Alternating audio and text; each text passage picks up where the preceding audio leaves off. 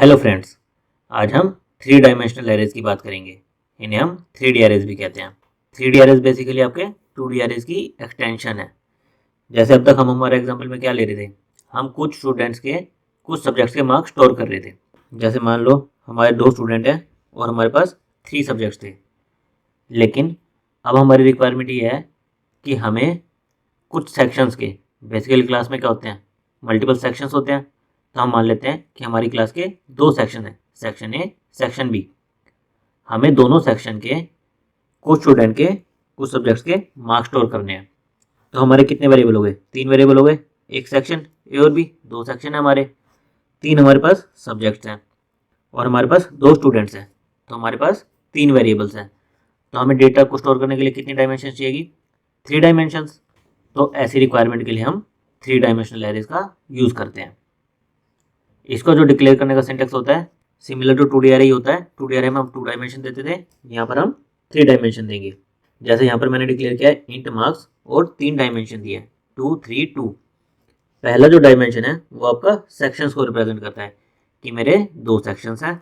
फिर second dimension आपका subjects को रिप्रेजेंट करता है कि मेरे 3 सब्जेक्ट्स हैं। और लास्ट डायमेंशन आपका स्टूडेंट्स को रिप्रेजेंट कर रहा है। अब इसको इनिशियलाइज करना, यानी कि इसमें डेटा फिल करने के 2 तरीके हैं।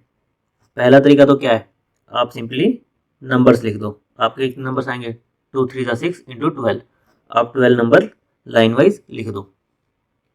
सेकंड क्या है आपका, 3D एरे बेसिकली आपका 2D एरे का स्टैक है।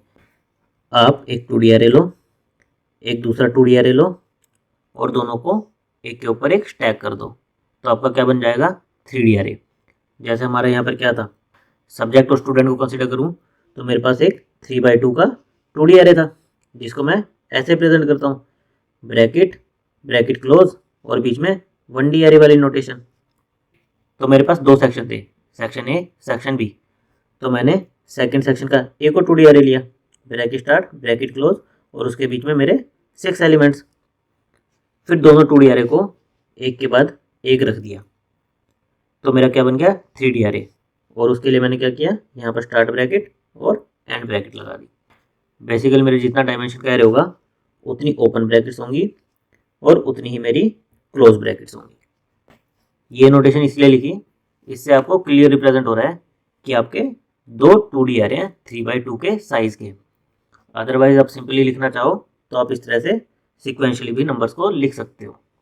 तो 3D एरे में आपके 3 डायमेंशन होते हैं, बेसिकली 3 वेरिएबल्स हो गए, जैसे सेक्शन सब्जेक्ट और स्टूडेंट्स।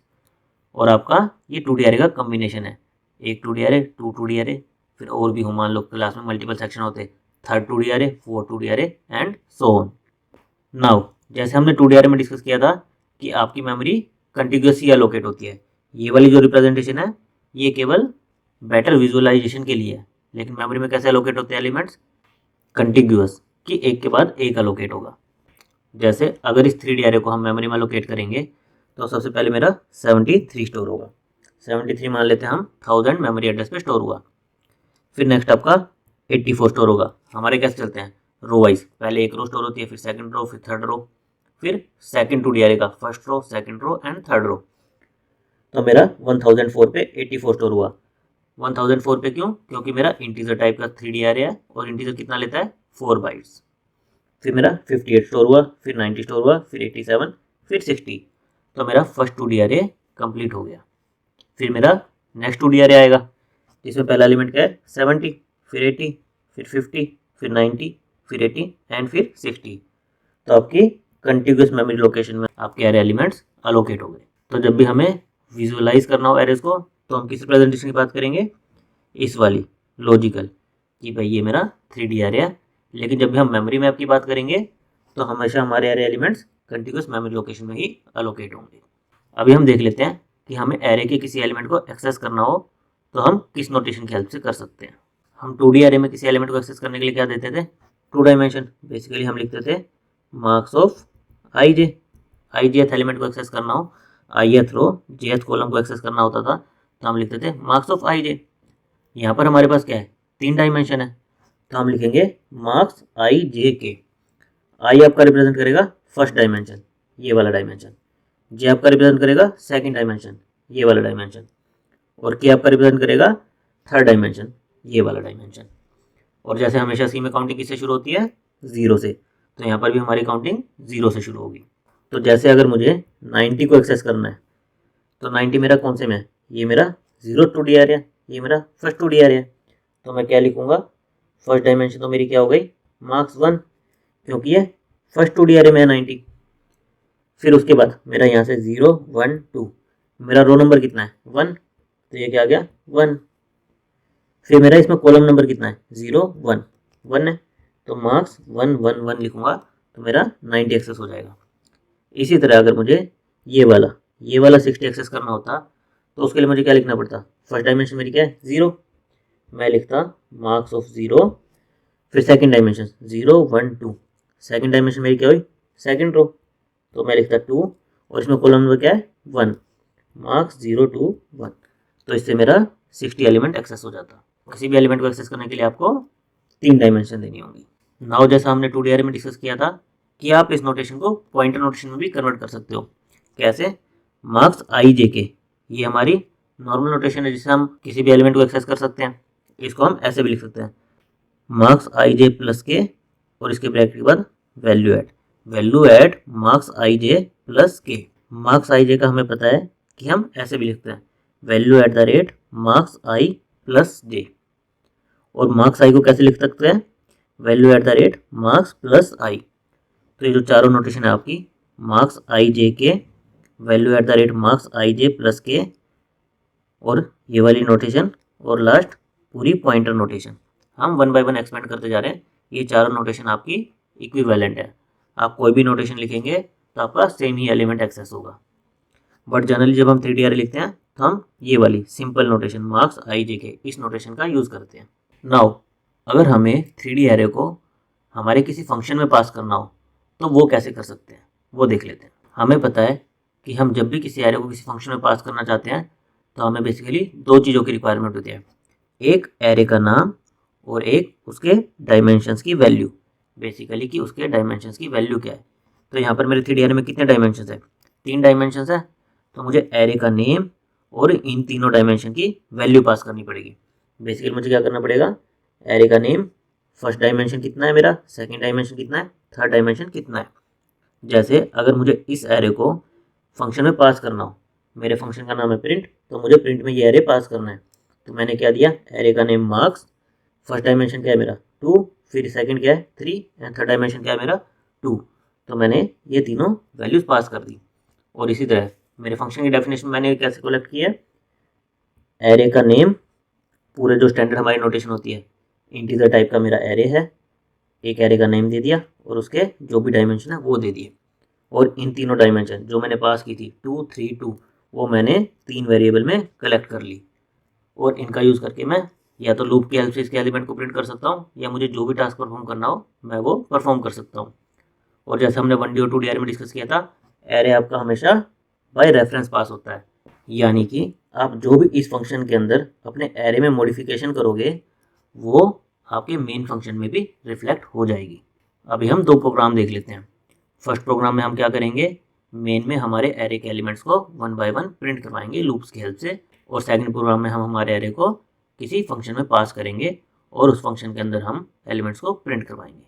यहाँ पर जो हमारा फर्स्ट प्रोग्राम है, इसमें हमने एक 3 डायमेंशनल एरे डिक्लेयर किया है और उसके अंदर 12 वैल्यूज से इनिशियलाइज कर दिया है। इसके लिए आप कोई भी नोटेशन यूज़ कर सकते हो, बेसिकली ये वाली भी, ब्रैकेट ब्रैकेट ब्रैकेट वाली भी, और सिंपल एक ही लाइन में सारे एलिमेंट्स को कोमा सेपरेटेड वैल्यूज दे सकते हो। दोनों ही नोटेशन आपकी वर्क कर जाएंगी। ये ब्रैकेट हम इसलिए देते हैं ताकि हम इसको बेटर विजुअलाइज कर सकें कि इसमें 2 2D एरे हैं 3 बाय 2 के। फिर उसके बाद हमने क्या किया है, हम 2D एरे में क्या करते थे, 2 लूप चलाते थे हमारी 2 डायमेंशन के लिए। यहाँ पर हमारी क्या है 3 डायमेंशन है, तो हमें कितने लूप चलाने पड़ेंगे, 3 लूप। पहला लूप मेरी इस डायमेंशन के लिए, फर्स्ट डायमेंशन के लिए, उसके अंदर इनर लूप मेरी सेकंड डायमेंशन के लिए, और उसके अंदर मेरा इनर लूप मेरी थर्ड डायमेंशन के लिए। तो मैंने पहला लूप 0 से 2 तक चलाया, सेकंड लूप 0 से 3 तक, थर्ड लूप 0 से 2 तक चलाया। और इसके अंदर हम एलिमेंट को कैसे एक्सेस करते थे, मार्क्स आई जे के, एरे का नेम और तीनों डायमेंशन के कोऑर्डिनेट्स देकर। और उसके बाद मैंने कुछ स्लैशन लगाया ताकि हम इसको बेटर रिप्रेजेंट कर सकें हमारे आउटपुट में।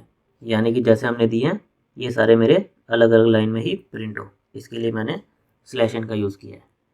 अभी इसको रन करके देखते हैं। रन करने पर हमारे 1 बाय 1 सारे एलिमेंट्स प्रिंट हो गए। 73, 84, 58, 90, 87, 60 हमारा फर्स्ट 2D एरे। उसके बाद हमारा सेकंड 2D एरे 70, 80, 50, 90, 80, 60। तो इस तरह से आप एरे के किसी भी एलिमेंट को एक्सेस कर सकते हो और पूरे एरे को प्रिंट करवा सकते हो। अभी हम देख लेते हैं कि हम फंक्शन में कैसे इस एरे को पास कर सकते हैं। इस प्रोग्राम में भी हमने एक हमारा वही 2 3/2 का एरे लिया है, उसको 12 वैल्यू से इनिशियलाइज़ किया है। इस बार हमने यहाँ पर वैल्यूज़ प्रिंट ना करवाने की बजाय एक प्रिंट फंक्शन लिया है जिसमें एरे का नेम और तीनों डायमेंशन पास कर दिया है। हम उस फंक्शन के अंदर उनकी वैल्यूज़ को प्रिंट कराएंगे।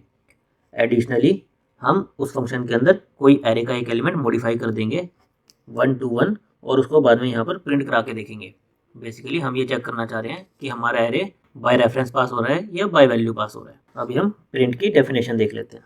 प्रिंट की डेफिनेशन में हमने एरे लिया है और उसके तीनों डायमेंशन 3 वेरिएबल में लिए हैं। फिर हमने वही हमारे 3 लूप चलाए हैं और उसके अंदर एरे i j के एरे के एलिमेंट्स को जो एक्सेस करने की नोटेशन होती है उससे एरे के एलिमेंट्स को प्रिंट करवाया है। फिर हमने 2 /n लगाए हैं बेटर रिप्रेजेंटेशन के लिए हमारे आउटपुट में। लास्ट में हमने क्या किया है, एरे के एक एलिमेंट एरे 1 to 1 इस एलिमेंट को मॉडिफाई करके 10 कर दिया है और बाद में हमने इसे मेन में प्रिंट करवाया है, ये देखने के लिए कि हमारा एरे बाय रेफरेंस पास होता है या नहीं। तो अभी इसको रन करके देखते हैं। पहले तो फंक्शन से मेरा वही एरे प्रिंट हो गया। उसके बाद हमने इस एलिमेंट को मॉडिफाई करके मेन में प्रिंट कराया था, तो ये एलिमेंट मॉडिफाई होकर ही प्रिंट हुआ। हमने 10 से वैल्यू को मॉडिफाई किया था तो हमारा 10 ही प्रिंट हुआ, मतलब कि हमारा एरे बाय रेफरेंस पास होता है। नेक्स्ट वीडियो में हम 3D एरे की फर्दर प्रैक्टिस के लिए कुछ प्रोग्राम्स बनाएंगे। Thank you guys.